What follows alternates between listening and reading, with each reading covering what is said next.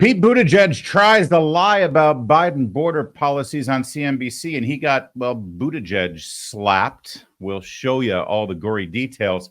Plus, AOC gets a delicious taste of her own medicine. Clearly, she cannot take what she dishes out. Also, it's Super Tuesday. This is huge. Today is a day where Democrats all across this country come out in droves to vote for Nikki Haley. We are brought to you today by the Electronic Payments Coalition. My name's Larry O'Connor, but just call me Larry. Sure, some Democrats are also going to vote for Joe Biden, even some that aren't dead.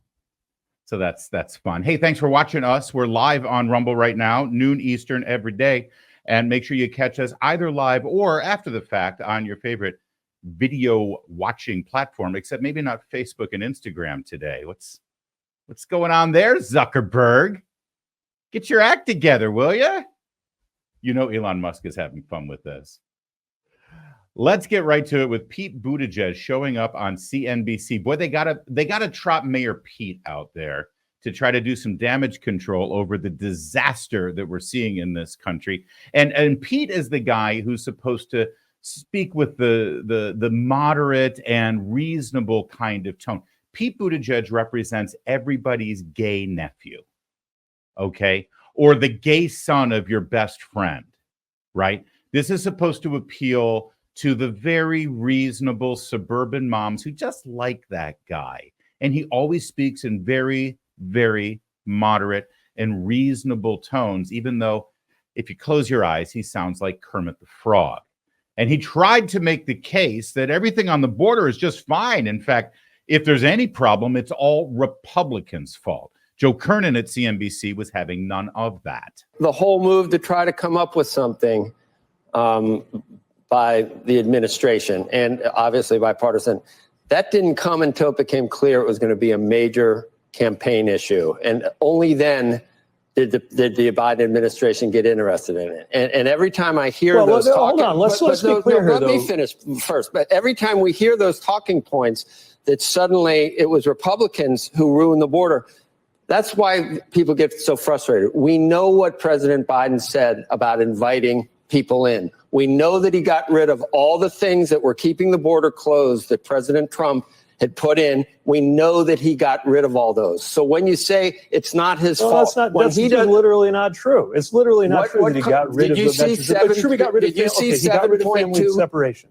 Did you see 7.2 million people come in during the Trump administration? It was a trickle. He got rid of the policy to tear children out of the arms of their parents. That's true. But it is not true. Some of the other things that have been suggested. Let's be clear. Bipartisan efforts of border reform with why there's a disconnect, taken place in 2015, 2006. I mean, literally since the Reagan. Yeah, I'm frustrated too, Joe Kernan. I don't blame you. Although, see, you want to chart out these segments ahead of time. God, I wish I worked on cable news. Wait, no, I don't. I'm very happy doing exactly what I'm doing. But if I had Buttigieg on and I knew that he was coming on and I knew he was going to lie, see, I would have certain video clips ready and armed to show exactly how he's lying, you know, like what I'm about to do right now. Let's just take what Pete Buttigieg just claimed was literal fiction, right? Aren't that's literal fiction. You're literally lying about the Biden border policy. So number one, the charge was that Joe Biden welcomed everyone and said, come on in, the border's open. When I'm president, we want you to surge to the border, right? And Pete Buttigieg says, nope, that's a lie. Well, we can deal with securing the border by national technical means. All the bad things are coming through ports of entry right now. We don't need a wall. And by the way, I would immediately, as president, surge to the border. I would end this notion for the first time in history that people seeking asylum have to be in squalor on the other side of the river and in a desperate situation. They should be able to come to the United States and have a judgment made as whether or not they qualify. I would also surge to the border. Immigration judges to make decisions immediately. And no one would be put in jail while waiting for their hearing. Should undocumented immigrants arrested by local police be turned over to immigration officials? No.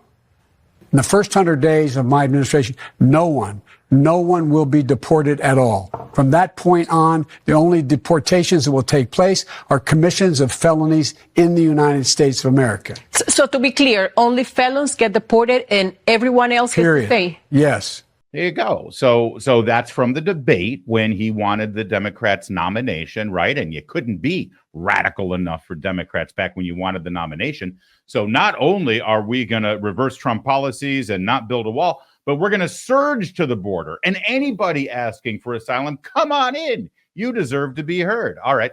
So that's not literal fiction, Mayor Pete. And then what was that other thing? Oh, yeah. Joe Kernan said that Joe Biden and Mayorkas, they literally reversed every Trump policy regarding immigration. Buttigieg says that's a lie, that's literal fiction. Well, let's check.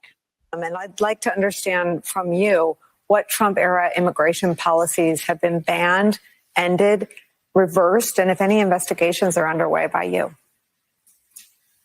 So we have rescinded so many Trump immigration policies, it would take so much time to list them. So clearly, it's way more policies than just child separation and ripping children from their parents, which, by the way, just so you know, still going on. There are children right now who are allowed into this country and they're given to people. We don't know who they are. They're adults. They're victims of child trafficking. So don't pat yourself on the back, Mayor Pete, and grandstand about how you're protecting the children and your border policies are protecting the children. We will take a backseat to no one about protecting children who are illegally coming into the country at the behest of human traffickers and sex traffickers. You're disgusting for that lie. But there you go. So there's just two clips, one from Joe Biden himself saying, come on in, everybody, and one from Alejandro Mayorkas, the Homeland Security Secretary, saying, yeah, we've reversed so many of Trump's policies on the border that there's too many to count. So now we've established that in this interview on CNBC, Pete Buttigieg is just lying through his teeth. So let's see what else he had to say, because remember, he's there to be the reasonable guy. Oh, there's things this is going to be the whole tone from this administration this year because it's an election year. Joe Kernan nailed it. Right? Yeah, we weren't hearing anything from you guys about coming up with some sort of border security until we got to 2024 and you knew it was going to be a liability. For the last 3 years, it's been MAGA fascist, xenophobic, racist, Jim Crow on steroids. They don't want black people to vote. They hate Latinos. They want to kill everybody. That's what we've heard. Violent insurrectionists. And now here comes Pete Buttigieg. Oh, we're just trying to be friends. Hey ho, Miss Piggy. So now watch this latest version of that. When we heard for 3 years that the border's closed and it's secure, and Mayorkas said it's closed, and 7.2 million people have come into where our big cities have no idea how to handle this. And then you hear from the administration here's the thing. that it's not their fault. This is really important. This is really important, okay? The common sense position, and the position that, by the way, a lot of moderate Democrats and moderate Republicans would always say, the kinds of things that you hear at the Chamber of Commerce in Indiana, where I come from, is that there ought to be more legal immigration and less illegal immigration. You see what he's doing? You see? And he's even using the words, the common sense approach, what we used to hear from moderate Republicans, for the Chamber of Commerce. Yeah, the Chamber of Commerce, people who wanted cheap labor and wanted to exploit people coming across the border for cheap labor. And listen, when we have a thriving economy, and there are too many jobs to go around, and we've already given priority to, our children and American citizens, then sure, absolutely. I think every American does think we want as much controlled legal immigration as possible. Back during the Clinton era, he actually put together a roundtable to discuss making sure that we could have good, controlled, proper legal immigration into this country in association with a secured border. I kid you not, that's exactly what the Democrats in the 90s were attempting to do. And at the time, I think they wanted to cap legal immigration at around, 500,000 a year. We're getting 3 million illegal immigrants a year right now. And they're not coming here ostensibly for jobs. You see, Pete Buttigieg is talking about the Chamber of Commerce and how they want legal immigration. Well, I was told that everybody surging and coming across this border illegally and allowed to stay here are coming for political asylum, right? Right? They're refugees. Well, if they're refugees, then why does this have anything to do with the Chamber of Commerce and jobs, Pete? Could you explain that to me? Because if they're coming here for jobs, that literally means they're not political refugees. They're not eligible for asylum, and they should be sent home. You cannot have it both ways. In fact, the fact that they keep referring to them as migrants is pretty informative, isn't it? You see, a migrant is supposed to be a person who comes into the country illegally or seasonally, let's say, for farming jobs or other jobs, like in Maryland in the Chesapeake Bay. There's a certain number of migrant workers who come here. They're specialists on picking crabs for crab cakes. I kid you not. It's a big legal immigration migrant worker program where these women from a certain country are just great at getting meat out of crabs. And that's a big deal in Maryland on the Chesapeake Bay. Those are migrant workers. In California, you get people coming up from Mexico to pick strawberries, and then they go home. Those are migrant workers. Notice how they call all of the illegal immigrants who have come into this country, they call them migrants. Migrants. If they're migrants, that means they're coming here for work. And if they're coming here for work, it means they're not refugees seeking asylum from their home country for political or religious oppression. And if they're not seeking those things, they have no legal right to be here. But sadly, Mr. Kernan on CNBC, who is a very well-equipped interviewer, is not as well-versed as he should be when debating these issues. But Pete Buttigieg is there to deflect all of these questions and try to sound like the moderate, reasonable one. I mean, the question is pretty clear and simple. We've got all of these illegal immigrants crossing the border, coming here, wreaking havoc, crime, all of this stuff. The answer is, well, we should have legal immigration. I don't care. The question wasn't about legal immigration. But this is the smokescreen. This is what they're going to do to you. Be ready for this. Meanwhile, while he's singing the virtues of the Chamber of Commerce and what reasonable, moderate Republicans back in Indiana used to agree with me on, we get headlines like this. Biden administration secretly flying hundreds of thousands of inadmissible aliens to the United States. That's not exactly what the U.S. Chamber of Commerce was looking for with legal immigration. Americans increasingly concerned about the massive influx of illegal immigrations crossing the U.S.-Mexico border, so much so that it's become the top voter concern in a recent Gallup survey. But according to a Freedom of Information Act lawsuit filed by the Center for Immigration Studies, Customs and Borders Protection approved secretive flights of 320,000 inadmissible aliens last year. The individuals were pre-approved on the CBP One app and flew into 43 U.S. airports, though the government refuses to identify which airports.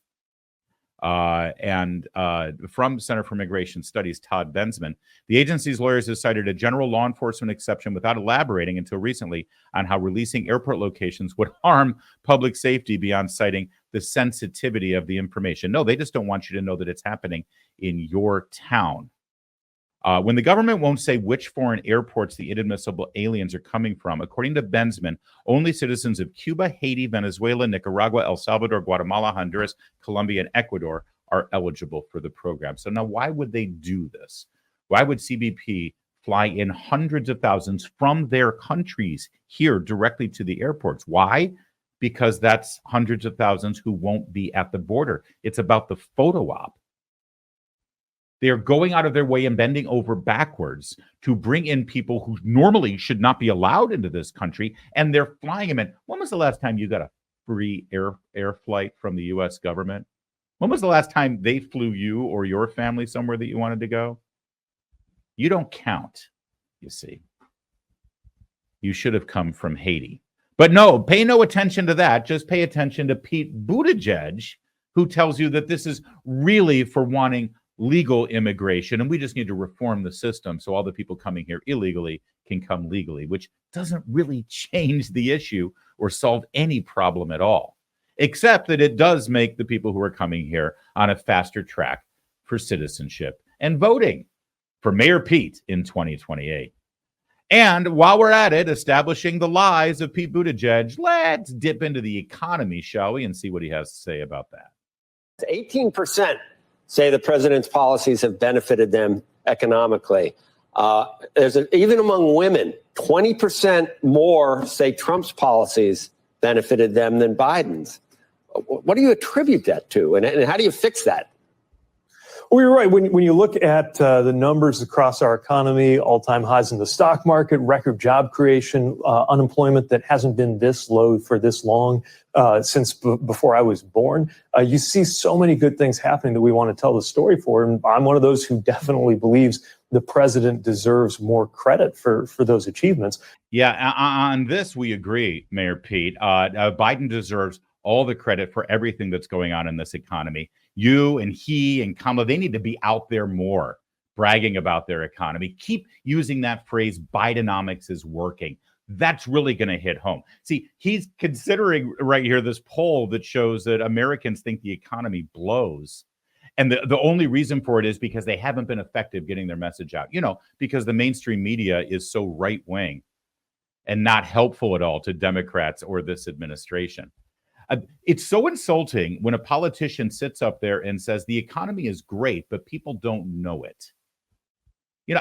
There's a lot of things that might be going on in this country that you might not be aware of, but how far your dollar stretches, how powerful your spending capability is based on the money that you're making from your job and how much things cost. You know that better than anyone. And this arrogant little prig is sitting up there saying, well, actually, things are fantastic. It's never been better.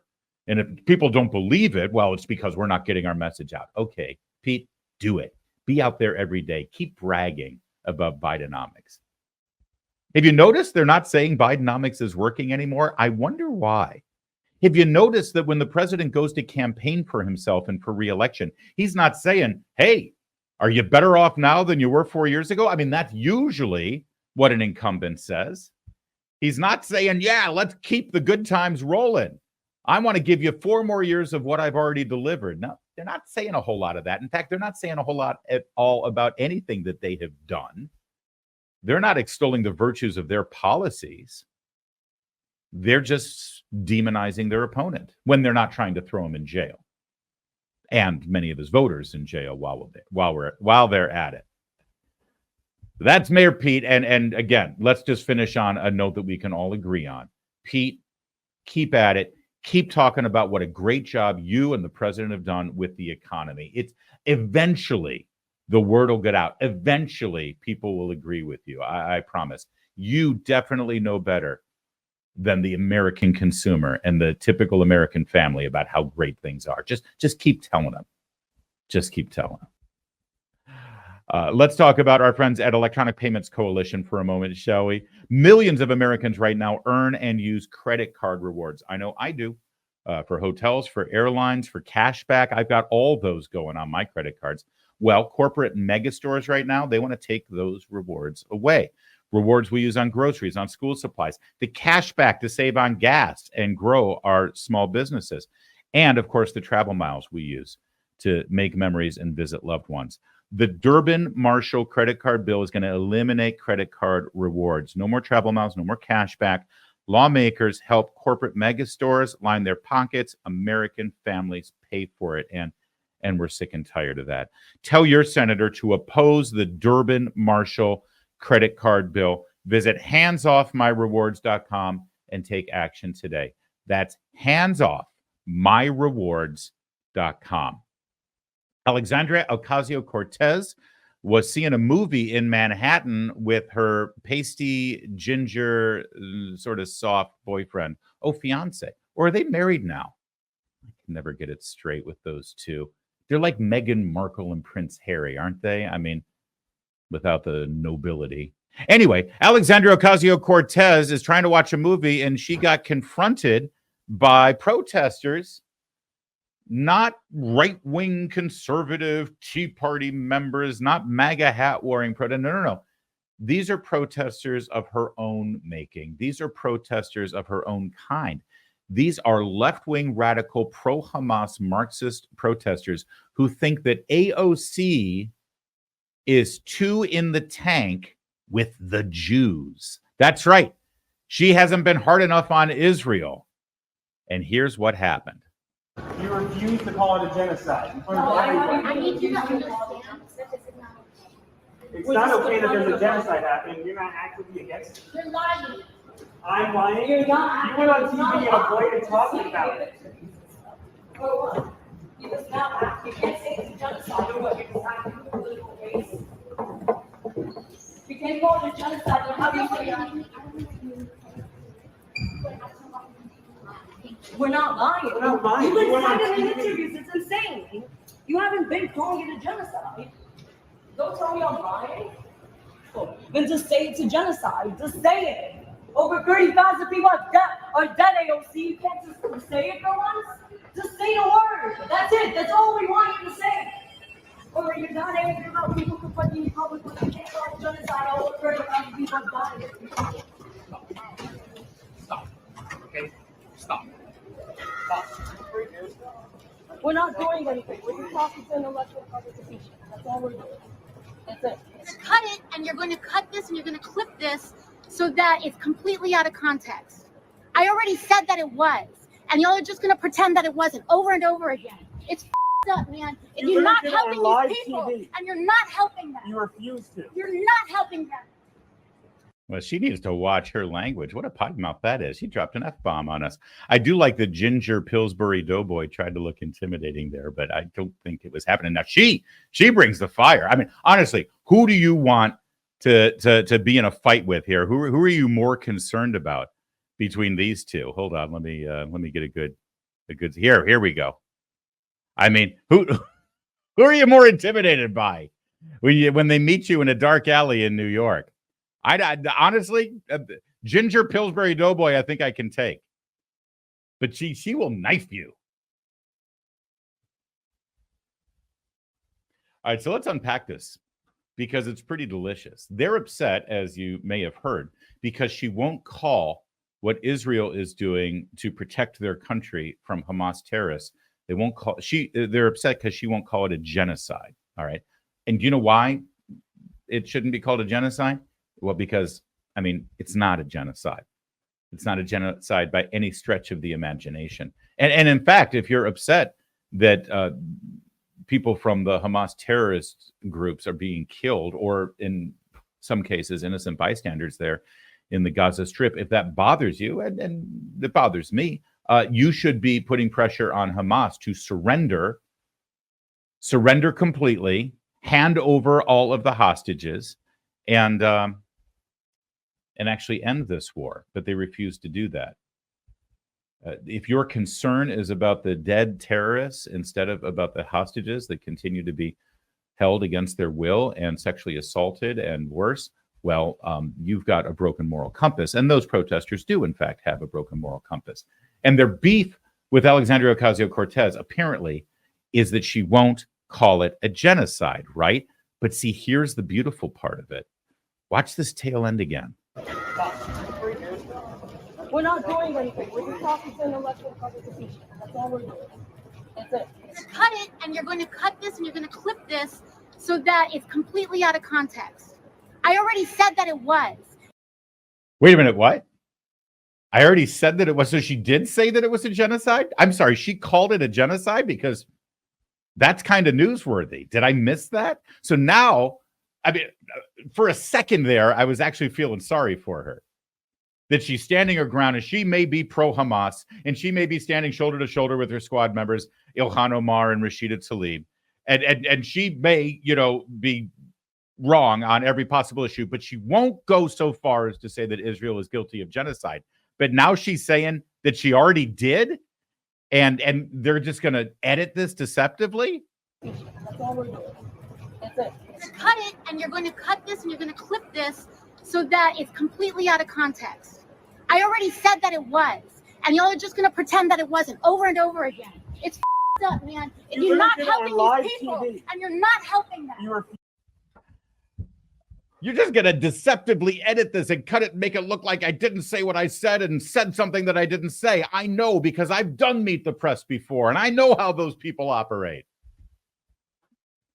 This is delicious. She can't stand the fact that a couple of benign little protesters with masks on their faces, and trust me, they're not wearing masks because they're afraid of COVID. This is to hide their identity, because even they know that they're atrocious people and they're worried about losing their jobs. But they're hiding their little faces in a mask, and they're using their little cell phones, and they're just saying, say genocide, say it's genocide, say it's genocide. And she can't stand it.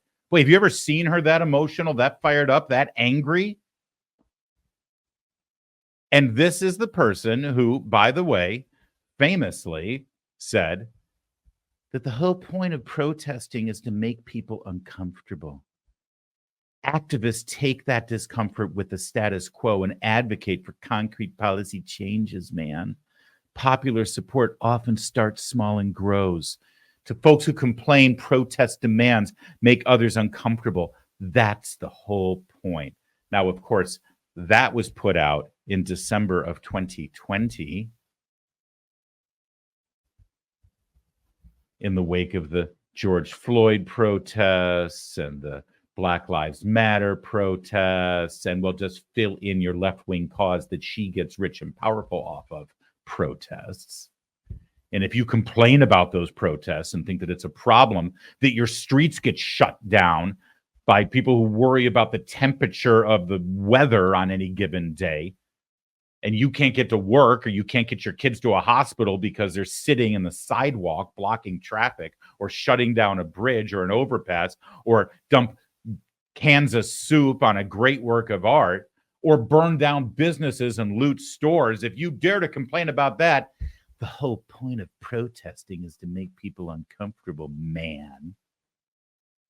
But boy, she doesn't seem to be able to take a little discomfort when it's disrupting her day at the mall, or I think it was a movie theater.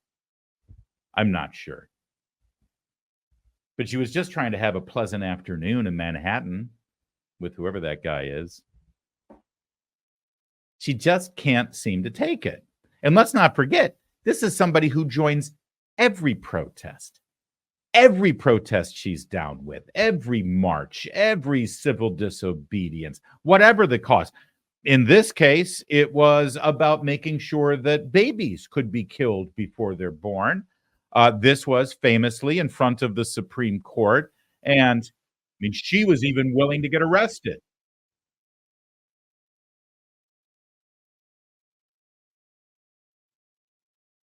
Hold on a minute.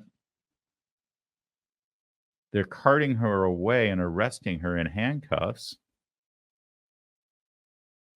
Yeah, she was pretending to wear handcuffs. But still, it was a protest, and it was meant to disrupt, and it was meant to make you uncomfortable. I mean, not so uncomfortable that you would actually have to wear handcuffs or anything. You just pretend like you're cuffed because you're down with the cause, man. That she's ridiculous and a hypocrite, of course, and she can't take it, even though she dishes it out on a regular basis. I mean, if it weren't for political protests, she'd have absolutely no political activity whatsoever. And it's fun to make fun of her. Except just for a moment here, can we put this into context? Because these people who are politically aligned with her and are trying to push her to say that what's going on with Israel defending themselves by getting rid of Hamas, the people who just murdered and raped over 1,000 of their innocent countrymen on October 7th, 150 days ago, and continue to hold hostages to this day, including American hostages. These people, these radicals who are aligned with Alexandria Ocasio-Cortez, who demand that she call this a genocide. And AOC, who's like, hey, man, I'm trying to do the best. I said genocide. Just leave me alone. Let me watch a movie and I'll do what I can because I know that those Israelis, I know they're the problem, right? On the same day that all of this is going down, the UN finally publicly acknowledged what we've all known, what people like AOC and Rashida Tlaib and Ilhan Omar and all their friends in the media have been lying about since October 7th. On the same day that these radicals are trying to make a big stink and call what Israel's doing to these murderous terrorists genocide, the UN made this announcement. To the hostages taken to Gaza, we found clear and convincing information that sexual violence, including rape, sexualized torture, cruel, inhuman, and degrading treatment has been committed against captives. And we also have reasonable grounds to believe that such violence may still be ongoing against those still held in captivity. That's right. Despite all of the propaganda and all of the enablers of the propaganda, sadly, in this country and in Western Europe, trying to pretend that, they're not even hostages. They're just being held against their will until we can reach a peaceful resolution, and they're being treated well and they're being cared for, and no, they're being tortured, they're being raped, they're being assaulted on a regular basis. Of course they are. And these maniacs here in America, enabled by Alexandria Ocasio-Cortez and the Hamas squad, these maniacs think the problem is Israel and Benjamin Netanyahu. And when I say these maniacs, I mean Vice President Kamala Harris and President Joe Biden, too. Joe Biden has never been a supporter of Israel, not to the level that he should be. And now he's more concerned about saving his contemptible political future by keeping Michigan blue than he is about innocent Americans. There are Americans along with the Israelis who are being held, and they're being sexually assaulted. He never even mentions them, let alone does anything about it. Instead, he thinks the problem is Netanyahu. So yeah, it's great to see AOC get a taste of her own medicine, and it's great to see her freak out because people dare to get in her face and protest from the left. But let's not forget what all of these people are supporting and standing for when they chant free, free Palestine and from the river to the sea. They're on the side of the murderers and the rapists. So today is Super Tuesday. People are voting, and well, we already know what's going to happen, right? It's weird to see cable news make such a big deal and try to build all this drama in because, well, they've already invested money in all the graphics and in all of the live remotes and in all the countdown 2024 or democracy 2024 or choice 20, whatever they are calling it. But ultimately, what's going to happen today is that Donald Trump is going to do a clean sweep of all of the states that are voting in the Republican primary, and Joe Biden will win the states that are voting in the Democrat primary. And so what's the point, right? And that's kind of where Donald Trump is right now. He showed up on Fox and Friends via telephone, and he basically said, what is Nikki Haley doing here? What exactly is her path? What's her strategy? Because there's literally no way she can get this nomination. So what is she in it for? We might be able to answer that question in a little bit, but here's Donald Trump first. Eric, can you bring that one to the stage? Yeah, you betcha. Hang on. Let's do that one more time. So look, there's no path for Nikki. I wish Nikki the best, but she stood up and many, many times said, I'd never run against our president. He was a great president. I would never run. And then she ran. So, those things you don't like to see. You like to see people that are truthful. Yeah. So in that one clip right there, Donald Trump encapsulates everything that is a problem for Nikki Haley. For those of you who at any given time over the last 14 years of Nikki Haley's public high-profile career, since she won the governorship in South Carolina in 2010 through today, if each of you at some point has said, oh, yeah, I like Nikki Haley, and then several years later said, wait, what happened to Nikki Haley? I'm thinking every single individual, even Mr. Haley probably, is thinking that himself. Every single person at some point says, this Nikki Haley person is great. And then, wait a minute, this Nikki Haley is not the same Nikki Haley. And that's the problem. Let's forget about her time as governor of South Carolina. Let's just look at her time since 2016. I remember being in New Hampshire covering the primary up there, and she was all in for Marco Rubio. And when Donald Trump looked like he was going to win the nomination, she was, oh, hell no, we can't have Trump. She was this close to being never Trump, frankly. Then when Trump wins, she gladly takes the job as the ambassador to the United Nations. And she gave a lot of good speeches. And then when 2024 is rolling up, as Donald Trump just pointed out, she said, yeah, if Donald Trump's running, I'm not going to run. And then Donald Trump preempts everybody by announcing that he's running. And then next thing you know, a few months later, here comes Nikki Haley running for president too. Wait, didn't you just say, wait, what? And then, of course, to participate in the debate, she signed the pledge to the Republican National Committee saying, whoever the nominee is, I promise to support them. And then, of course, just this weekend, she reneged on that and said, I'm not beholden to that anymore just because I've decided that I am. So that's Nikki Haley in presidential politics just in the last several years. Ron DeSantis had some great ads showing how she says one thing and then does another thing in a very short span. And the worst thing about it is if you call her on it, she lies and says, oh, I never said that. I never did that. Just own it, right? So right there, Donald Trump sort of encapsulates what a lot of voters are concerned about with Nikki Haley, especially at a time where we've got a candidate who is pretty brazenly sort of unfiltered, right? Say what you will about Donald Trump, but there's no pretense there. In fact, he could use a filter now and again. But with Nikki Haley, everything seems tested and focus grouped and market evaluated. And, oh, is this where people are? Okay, then I'll take this path now or that path. And that's why I think she hasn't resonated this election. In fact, to prove the point, they had a location here. This is in Texas at a diner on Fox and Friends where they asked the voters there, well, what's it looking like this Super Tuesday? But I did a quick straw poll. Ainsley, Steve, Brian, Lawrence. Let's just take the temperature as we start the morning here in Texas. If you are for Donald Trump today, Super Tuesday, let me hear you. Yeah! All right. Anybody here for Nikki Haley? Okay. But I did a... Ooh. That's painful. I love it's silent, and then you get one voice in the back going, ooh. That's just rough. That's very rough. So what exactly are we doing today on Super Tuesday? Well, it's going to be interesting, and I hope some of the networks do this. If they don't, maybe we'll do it tomorrow. Some of the states are closed primaries where only Republicans can vote for the Republican nominee. That's a quaint notion, isn't it? Hey, we're the Republican Party and we got to figure out who our nominee is. Let's just have Republicans make that decision.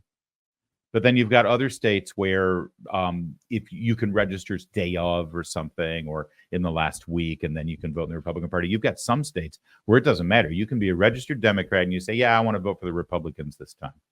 And I'd love to see how much better Nikki Haley does in those states versus the states where it's only Republicans. And I know people will say, well, sure, she appeals to Democrats. That's important because if we're going to win the presidency, we need to get Democrats on our side. But those Democrats are not going to vote for Nikki Haley if she's the nominee.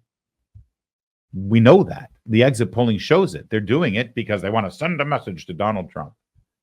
Because that's what motivates every vote right now in this country, how you feel about Donald Trump. But that's what's really happening today, right? So why is Nikki Haley still in it? Well, last night with Martha McCallum, the question came up. So, the former president, Donald Trump, has come after you for not pledging to support the eventual nominee, which, of course, you had to pledge to support the eventual nominee to get the RNC, permit to go on these early debate stages.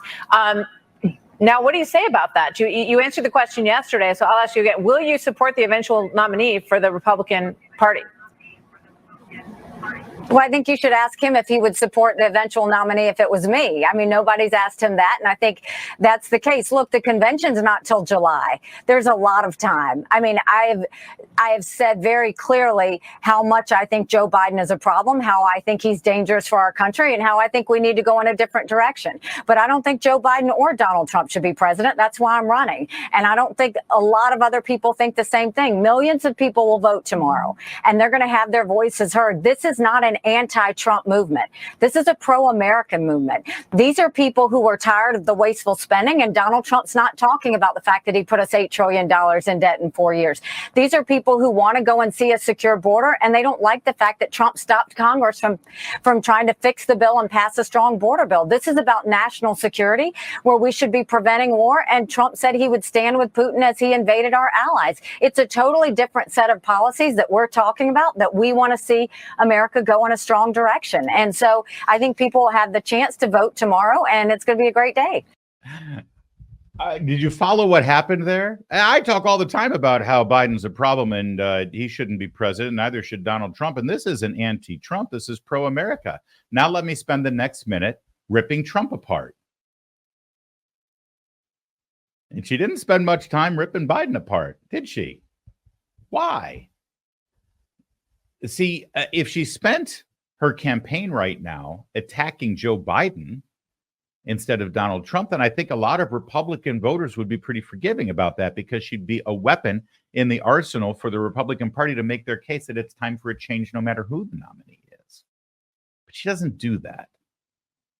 She's just another weapon against Donald Trump, which can only serve Joe Biden in the general election. In fact, I'm pretty sure that they're already recording a whole lot of the speeches and appearances that she gives so that they can play it in November, because, yeah, there are some moderates or uncommitted voters who like her. They like her because they like the idea of her.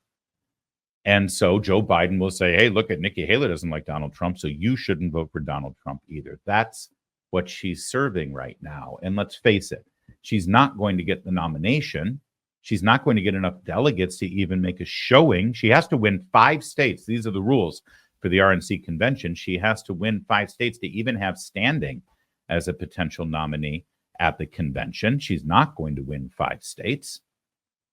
And most importantly, she's not going to have any delegates of any note committed to her in Milwaukee for the convention. See, she's not just trying to draw to an inside straight. She's trying to draw to an inside royal flush. Actually, she's not even trying to draw to a royal flush. She's trying to get the royal flush on her first 5 cards out of the deck.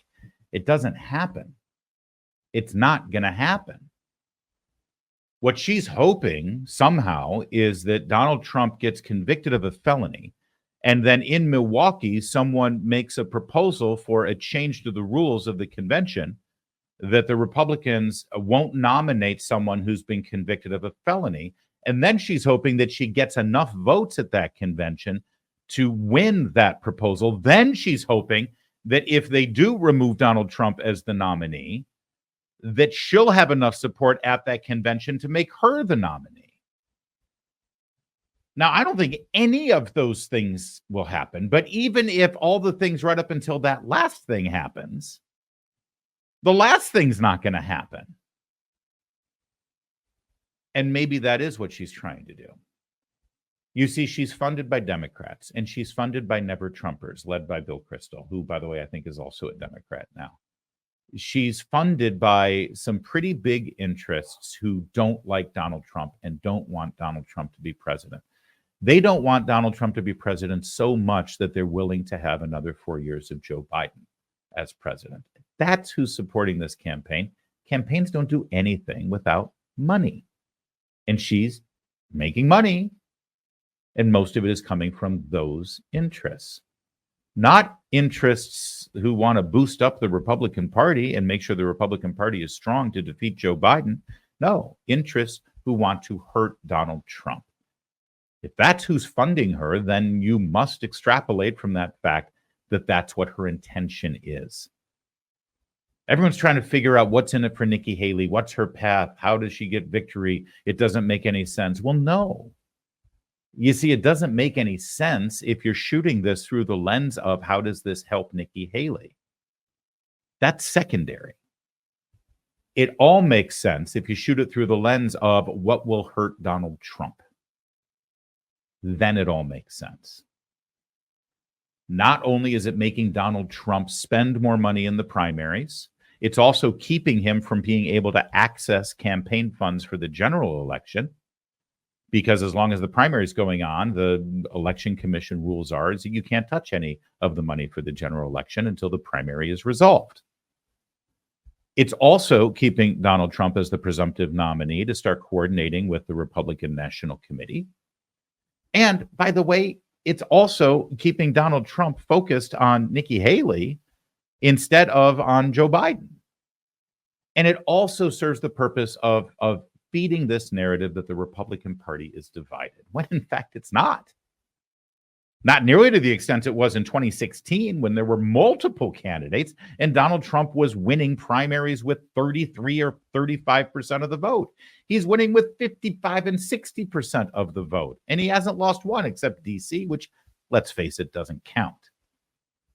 In fact, when Nikki Haley did win in DC, the Trump campaign used it as an example of why she's a problem. The statement? Nikki Haley is crowned queen of the swamp. You think he's upset he didn't win in D.C.? Tonight's results in Washington, D.C. reaffirm the object of President Trump's campaign. He will drain the swamp and put America first. Yeah, every state in the country has rejected Nikki Haley, the Republicans at least. The only ones who embraced her were the ones in D.C. who were the part of the problem. And by the way, to put it in perspective, there are, I think, 700,000 people who live in D.C. Do you know how many voted in the Republican primary this weekend? 2,000. Of those 2,000, 1,200 voted for Nikki Haley and a little over 600 voted for Donald Trump. And, oh, by the way, if there is a criminal trial of Donald Trump in D.C., that will be your jury pool. Good luck finding a Republican in the jury pool based on those numbers. But if you do, it's probably a Republican who doesn't like Donald Trump. And while we're at it, Nikki Haley had one other appearance on CNN last night with Jake Tapper. And I mean, there wasn't really anything noteworthy about what she said. But Jake Tapper said something curious. Explanation was not they didn't like Donald Trump. They said he participated in an erection. And I have to, an insurrection. And I have to say, I got up at 5 this morning to do Casey Hunt's show, and I'm exhausted. Oh, cry me a river. I get up at 3:15 every morning, and I'm able to function. I never make a mistake like that. What's on his mind exactly? And by the way, just for accuracy's sake, Donald Trump did not participate in an insurrection. We've been through this before. No one's been charged with insurrection. Although that other thing, I'm pretty sure he has participated in now and again. I mean, he is a father of 5 beautiful children. Usually, the one thing precedes that thing. All right, on 60 Minutes this weekend, Joe Biden's ATF director had a lesson to teach everybody about the danger of guns and so-called ghost guns that can be transported around the country. But what is going on at 60 Minutes where they have to do a whole segment on ghost guns and the ubiquity of gun violence? Yeah, there's gun violence in America. Interview some of the DAs that put criminals back on the streets, despite the fact that they've been arrested for gun-related crimes. You know, we get tough on guns and we pass all of these laws that have extra penalties if you commit a crime with a gun. And then somebody's arrested for committing a crime with a gun, and then you get somebody who was funded by Soros who doesn't want to put anybody in jail, who puts them back on the street. So what's the point of passing all these gun laws? Well, the point is that law-abiding citizens will follow them and not criminals. Because last I checked, the criminal who is willing to rob a store or shoot a person is also going to be willing to break the law against gun ownership. One suspects. Well, anyway, they want to go this big demonstration here, and you got to understand this demonstration. It's focused on. Excuse me. Let me start that again. This demonstration, I'm sure, was set up and staged by all the communications people at the ATF, right? All the people who work with. We're going to have 60 Minutes here. We're going to bring in the cameras, and this doesn't happen by accident. We got the lighting here. We're going to have all the guns laid out on the table. And we're going to orchestrate this thing. In fact, they probably rehearsed it several times, right? So now watch what happened when they demonstrated exactly the real danger of how easy it is to take one of these unserial numbered marked ghost guns and convert it immediately into a weapon of war.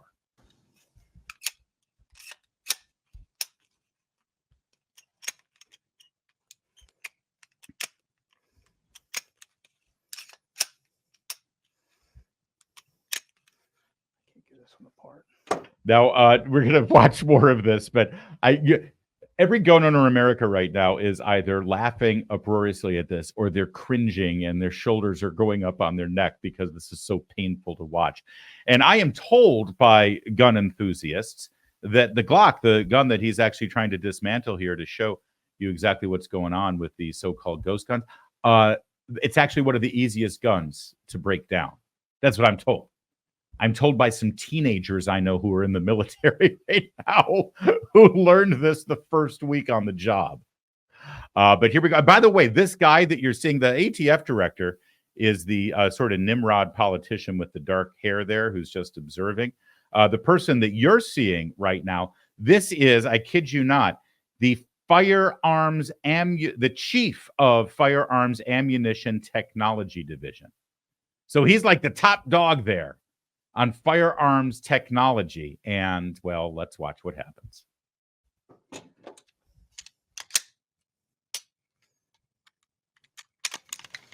He's going to make a new gun for you. So basically what they do is they make this part here. This is like plastic. So this is the plastic piece. With about 20 minutes of work, they could make it into a working firearm, and then they could buy the aftermarket parts and attach that, simply attach that on. And to buy those parts. He never actually got it on. He's supposed to show, here, look how easy it is. You take this Glock, you slide off this, you get this frame that they just bought and slide it back on, and boom, you've got a gun that's untraceable. You could never do it. I'm telling you, didn't they practice this? Look at how everything is laid out like it's a scene from a movie, right? And it's, by the way, this is meant to scare suburban moms. Look at all of those guns. I don't want those in my child's school. I'm actually fine with those guns in my child's school as long as it's the good guys who have them, who are protecting my children. But I guess I'm a different breed. And then there's really important questions here, really insightful questions by, again, you're a journalist and you're about to do a segment on anything. Aren't you going to learn a little bit so you can make an informed question? I mean, I interview people all the time. I do segments on my radio show. I do segments here on this show, on Larry. And if we're hitting a topic that I'm not completely well versed on, I read about it. I educate myself. She knows nothing about guns. Watch. Is there any serial number and tracing of? No, you don't have to. You don't. If you're selling firearms parts alone, right? Then it's not a frame or receiver. Parts are not regulated, and they're not regulated under the law. We're not allowed to do that. You would like to do that? That's up to Congress to determine. But I mean, what we did is we tried to work with the law that Congress gave us and take the receiver. I'm sorry. This is just too. I don't mean to keep interrupting the video. I know we want to watch it in its entirety, but well, Nimrod over here is fumbling around, and he's like looking at his guy to make sure that he's getting it right about what the laws are that he's bound to enforce as the director of the ATF. And he's not well versed on it himself. But then while he's talking to our 60 Minutes reporter, watch the bald dude over here, who again is the specialist. He's the expert. Watch him work his gun while they're talking over here on the other side of the screen. They're not regulated under the law. We're not allowed to do that. You would like to do that? That's up to Congress to determine. But I mean, what we did is we tried to work with the law that Congress gave us and take the receiver. He still can't get it to work.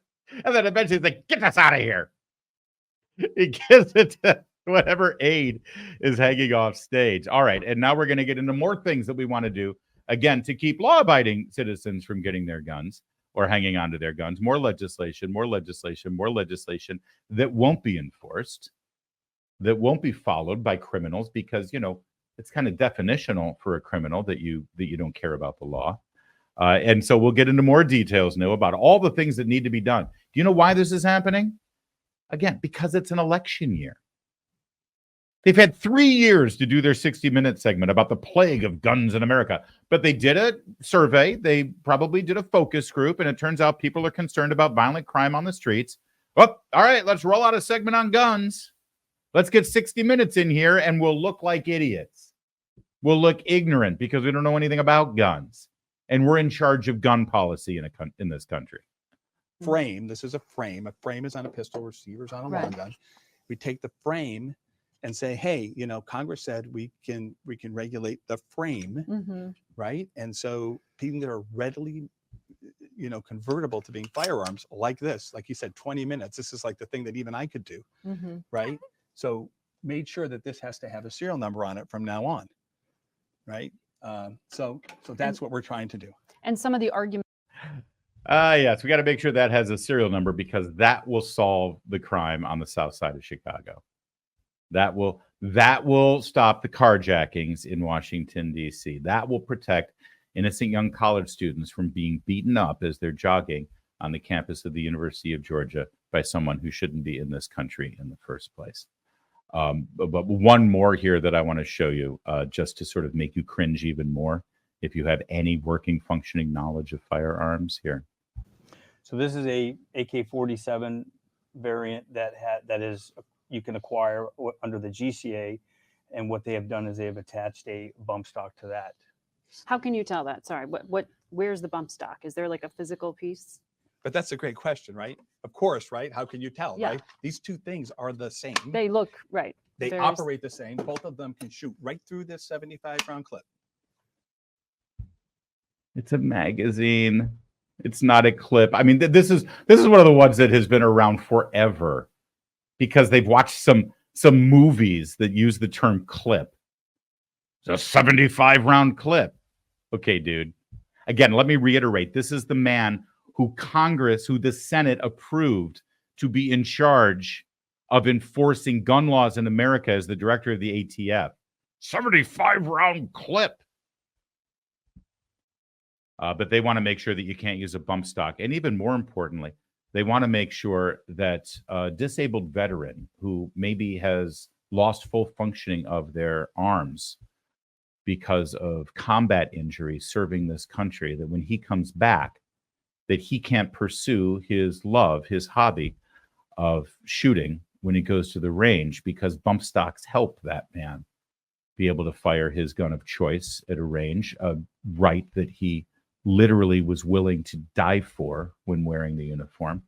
They want to keep that man from being able to do that, or even more so, they want to be able to keep a disabled young woman who lives alone in the inner city, or an elderly man who's trying to protect his wife in their old age from a home invader from utilizing a bump stock, which has a very useful purpose in allowing people who can't always properly handle their firearm because of a physical disability. They want to keep those individuals from being able to protect themselves. Maybe the Americans with Disabilities Act needs to be triggered on this one. All right. Let's take a look at this story out of the VA. Speaking of our veterans, you know, if you're a veteran and you have to deal with the VA, you have to deal with having to wait in line forever to get your medical appointment that is owed to you based on the bargain that you made when you joined the military.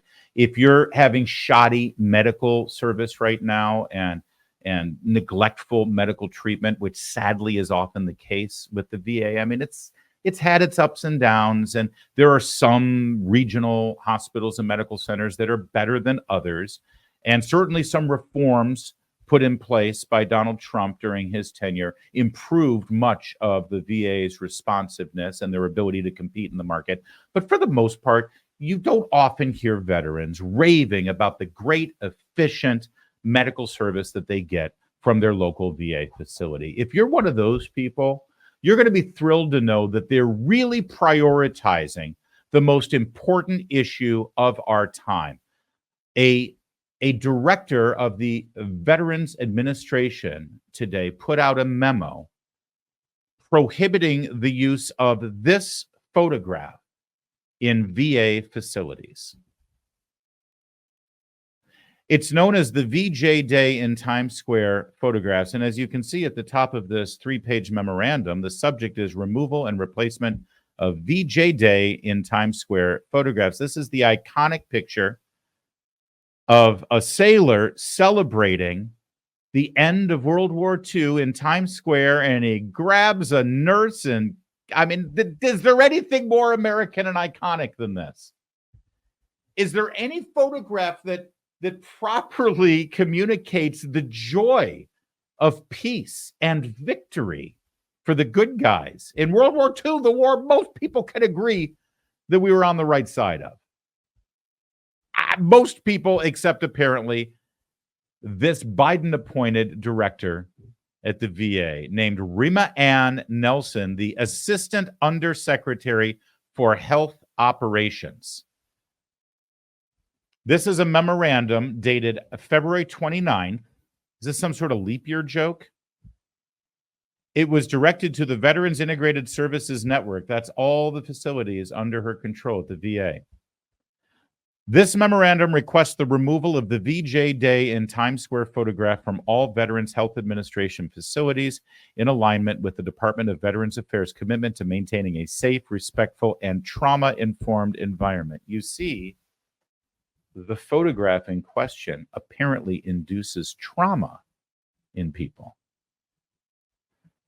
The action is promoted by the recognition that the photograph depicts a non-consensual act and is consistent with the VA's no-tolerance policy towards sexual harassment and assault as outlined in the VA handbook. Now, can we just talk for a minute? First of all, about the history of this photograph, because it is iconic. It is fantastic. It's something that evokes emotion. It's what every photographer dreams of capturing, right? And I believe it was a Life magazine photographer who did this. There's a great story. In fact, I'm sure it's on Rumble or YouTube or wherever you like to watch your videos about finding this man and this woman, learning the background of it. And I assure you, the woman did not feel violated. The woman did not. This is like removing Baby It's Cold Outside from Christmas playlists because it's kind of rapey. Meanwhile, you turn on any song on your basic hip hop station, and you're going to hear something a little more rapey about how they talk about women in those songs than you're going to hear on Baby It's Cold Outside. But this isn't the same flavor.